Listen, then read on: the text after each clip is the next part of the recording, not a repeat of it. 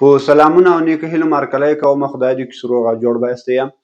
اکثره خلک به تاسې لیدلی چې دوی نوي کارونه شروع کوي، نوي پلانونه لري او غواړي چې نوي هدفونه لاسته راوړي. خو مشکل دغه ده چې کله دوی دغه کارونه شروع کړي، مثلا یو نوی شی شروع کړي، دوی دغه پای ته نسي رسوی. یعنی دوی شروع ښه کوي خو هغه نتیجه چې د هغه لاسته نه راوړي، دوی په نیمه کې خپل کارونه پرېږدي او هغو ته نه رسېږي. نو په نننۍ ویډیو کې به زه ستاسو ته وښیم چې کله موږ ستاسې یو کار شروع کړو ولې هغه پای ته نسو رسوی، د دغو هغه مشکل چې ده چې موږ ستاسې یو کار شروع کوو خو پای ته نسو رسوی. دومره خبره دا ده چې کله موږ ستاسې یو نوی شروع کوو او هغه بیا پای ته نسو رسوی، د دغو تر شا هغه روانشناسي څه شی ده، ولې موږ یو کار شروع کوو خو پای ته یې نسو رسوی، دغه مشکل څه شی ده. او آخري خبره دا ده چې کله موږ ستاسې یو کار شروع کوو او هغه پای ته نسو رسوی، د دغو حل لاره څه شی ده، یعنې څه رقم کولی شو چې یو کار شروع کړو او هغه پای ته هم ورسوو. نو په نننۍ ویډیو کې به زه ستاسو سره د دغو موضوعاتو په اړه باندې خبرې وکړم. اول راځم کله چې موږ ستاسې یو کار شروع کوو خو پای ته نسو رسوی، ډېر مشکلات دي. اول مشکل دا ده ډوپامین اډیکشن. موږ ستاسې په ډوپامین باندې عادت سوي یو، یعنې زموږ ستاسې مغز داسې عادت سوي دی چې موږ یو کار غواړو نوی شروع کړو خو هغه پای ته نسو رسوی. یعنې کله چې موږ ستاسې یو نوی شی شروع کوو موږ ته د خوشحالۍ احساس راکوي، خو کله چې دغه کار یو څه سخت سي، موږ ستاسې هغو کار ته کومه علاقه چې لرو هغه له منځه ولاړه سي.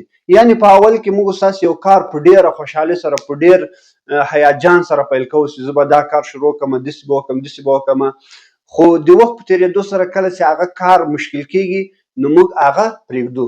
ناوله خبره دا ده چې زموږ ستاسې په ډوپامین باندې امخته سوي یو، عادت سوي یو، موږ غواړو نوي کارونه شروع کړو خو چې کله یې شروع کړو هغه سخت سي بیا هغه پرېږدو. ناوله خبره دا ده. دومره خبره دا ده موټیویشن. موږ ستاسې کله چې نوی کار شروع کړو په اول کې ډېره انګېزه لرو، ډېره علاقه لرو، خو دغه علاقه چې ده ورو په ورو کمیږي. یو داسې حالات را رسېږي چې د موږ ستاسې علاقه بیخي له منځه ځي، چې علاقه هم له منځه ولاړه، انګېزه هم له منځه ولاړه، نو موږ ستاسې هغه کار پرېږدو. نو دویمه خبره دا ده موټیویشن. په اول کې موږ ستاسې د یو کار لپاره ډېره انګېزه لرو، هغه شروع کوو خو دغه انګېزه چې ده موږ ستاسې مخکې هم بحث پرې کړی چې دا ثابته نه ده. د وخت په تېرېدو سره زموږ ستاسې انګېزه کمیږي او بیا کار پرېږدو. نو په دې خاطر باندې یو نوی کار شروع کوو، یو نوی پلان شروع کوو خو هغه پای ته نسو رسوی. او بل مشکل دا ده چې آیډنټیټي، هویت ده. موږ ستاسې ځان داسې معرفي کړی ده یا هم داسې ذهنیت جوړ کړی ده چې زه هغه څوک یم چې یو کار شروع کوی سم، یو نوی کار شروع کوی سم خو پای ته یې نسم رسوی. یعنې د موږ ستاسې دغه شناخت یا هویت داسې ده چې زه کوی سم یو نوی کار شروع کړم خو پای ته یې نسم رسوی. نو دغه عمده مشکلات دي. ځینې نور مشکلات هم دي چې موږ ستاسې یو کار شروع کوو خو پای ته یې نسو رسوی. هغه چې ده فیر یا ویره ده. ویره چې ده هم له ناکامي څخه ده، یعنې اکثره وخت چې ده موږ ستاسې له ناکامي څخه ویره لرو. ته یو کار شروع کوې خو مخکې له دې څخه چې هغه پای ته ورسوي له ځان سره فکر کوي چې ښه که ناکام سوی. نو دغه شرطیه جمله چې ښه که ناکام سوی بیا به څرنګه سي، نو ته کار په نیمه کې پرېږدې. او ځینې وخت ویره له کامیابي چې هم ده، یعنې موږ ستاسې اکثره وخت یو کار شروع کوو خو چې نیمه ته ورسېږو کار پرېږدو. ولې؟ موږ له کامیابي څخه ډارېږو. موږ داسې فکر کوو که چیرې زه دغه کار پای ته ورسوم نو زه کامیابېږم، چې کامیاب شم له دې سره د ما مسؤلیتونه ډېرېږي. یعنې اکثره وخت موږ له کامیابي څخه هم ویره لرو چې موږ ستاسې کارونه پای ته نسو رسوی او په نیمه کې پرېږدو. بل مشکل دا ده چې موږ ستاسې یو کار شروع کوو او پای ته یې نسو رسوی، هغه پرفیکشنیزم ده یا کمالګرایي ده. موږ داسې فکر کوو چې یو کار یا باید سم ترسره سي، په مکمل ډول کامل ترسره سي، په هغو کې هېڅ غلطي نه وي، یا زه باید دا کار پرېږدم. نو په دې خاطر باندې موږ یو کار په نیمه کې پرېږدو چې کیدای شي دغه مکمل نه ده، په دو کې مشکلات دي. نو موږ ستاسې یو کار هم شروع کړی ده خو چې بیا ګورو په هغو کې ځینې مشکلات دي، هغه کاملوالی نه لري، نو موږ هغه پرفیکشنیزم باندې اخته سوي یو چې دغه کار باید عیب نه وي کې، نو موږ ستاسې هغه کار پرېږدو. دغه بل مشکل ده. بل مشکل دا ده چې اکثره وخت موږ ستاسې یو کار شروع کوو خو د هغو هغه اخري نتیجه یا اخري هدف موږ ستاسې په ذهن کې نه لرو چې دا کار زه باید له کوم شروع کړم او په کوم ځای کې ختم کړم. خالص موږ شروع کوو، هغه اینډ ګول یا آخري هدف چې ده هغه موږ نه لرو. نو په دې خاطر باندې کله چې یو څه وخت هم کار وکړو نو بیا هغه کار چې ده یا هغه پلان چې ده په نیمایي کې پرېږدو، ځکه موږ ستاسې ته هغه آخري هدف نه ده معلوم چې موږ به چیرې رسېږو په دغه کار کې. نو دغه یو بل مشکل ده. بل مشکل دا ده چې موږ ستاسې د یو کار د ختمولو لپاره سیستم نه لرو. موږ ستاسې خالص په انګیزه باندې تکیه کوو، د یو کار لپاره سیستم نه لرو. په اول کې موږ ستاسې د یو کار لپاره ډېر انګیزه لرو، خو د دې په خاطر باندې چې یو کار ته دوام ورکړو سیستم نه لرو. نو په دې خاطر باندې ځینې وخت وقفه کې راسي، نو بیا مایوسه کېږو او یا چې دا کار زه نسم ختموی او هغه کار په نیمایي کې پرېږدم. نو دغه هغه مشکلاتو چې موږ ستاسې اکثره وخت ورسره مخ یو، یو نوی کار شروع کوو، یو نوی پلان شروع کوو، خو د هغو د تطبیق لپاره اقدام هم کوو، خو کله هم چې شروع کړو یو څه وخت کار ته ادامه ورکوو، کار په نیمایي کې پرېږدو. نو دغه هغه عمده مشکلات دي چې موږ ستاسې یو کار پای ته نشو رسوی او په نیمایي کې راچپاته وي. بله خبره دا ده چې دغه د کله چې موږ ستاسې یو کار هم شروع کړی ده او هغه پای ته نشو رسوی، د دغو شاته هغه روانشناسي څه شی ده، ولې موږ یو کار شروع کوو پای ته نشو رسوی او په منځ کې پرېږدو. زموږ ستاسې دغه ذهن یا برین داسې جوړ شوي دي چې هغه اسانه شیان خوښوي. یعنې د موږ ستاسې ذهن دا غواړي چې په ذهن ډېر بوج رانسي، ډېر اسانه شیان خوښوي. د اسانه شیانو تر څنګ فاست ریوارډ، هغه نتیجه ژر غواړي. یعنې یو کار ته شروع کړو، زموږ ستاسې ذهن داسې عیار دی چې د هغو نتیجه موږ ستاسې زر ووینو. نو کله هم چې نتیجه ونه لیدله ژر، نو بیا موږ ستاسې هغه پرېږدو. یا دا ده چې زموږ ستاسې ذهن یو بل عادت دا ده چې نوي شیان خوښوي. یعنې زموږ ستاسې ذهن داسې جوړ شوی ده چې غواړي نوی کار شروع کړي. صحیح ده؟ نو په دې خاطر باندې موږ ستاسې نوی کار شروع کوو، نوی پلان شروع کوو، خو هغه پای ته نه رسوو.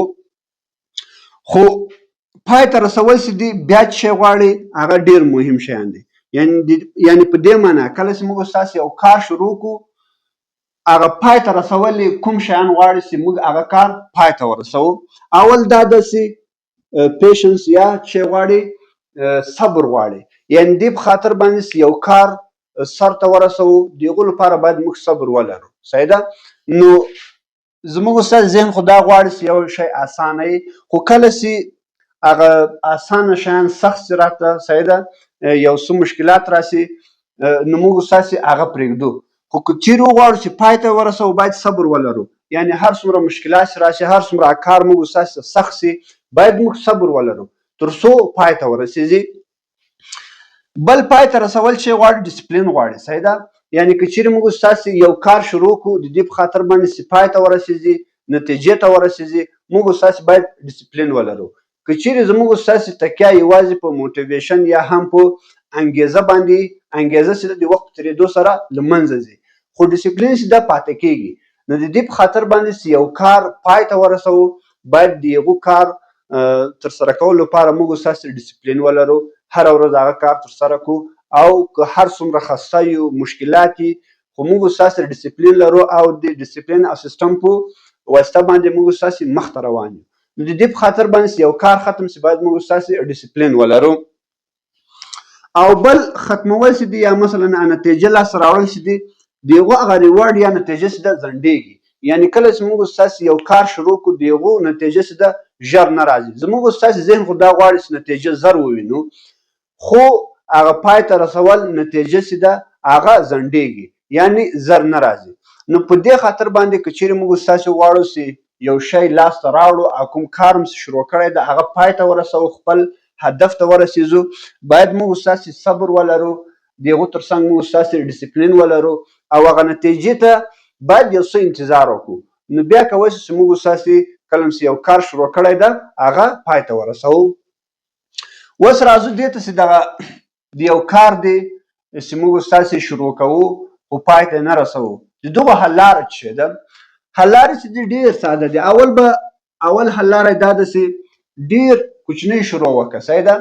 یعنې که ته چیرې غټه شروع وکړې، غټ اقدام وکړې، نو هغه کېدای شي تا ته غټ ښکاره شي او تو هغه هره ورځ ترسره نه کړې، نو ته بیا هغه کار پای ته نه رسوي. یعنې که ته چیرې مثلا یایې چې زه په دې جمعه کې یو بسته کتاب یم، کتاب کېدای شي 100 یا 200 مخه یې، نو داسې ده کېدای شي ته دا کار ختم نه کړې، ځکه داسې ده مثلا ډېر غټه اندازه ده او ته یې کېدای شي پای ته ونه رسوي. خو که چیرې ته کوچنی شروع وکړې، داسې ووایې چې زه هره ورځ 10 دقیقې یا 15 دقیقې مطالعه کوم یا دغه کتاب یمه، نو ته بیا کېدای شي دغه کار سرته ورسوي.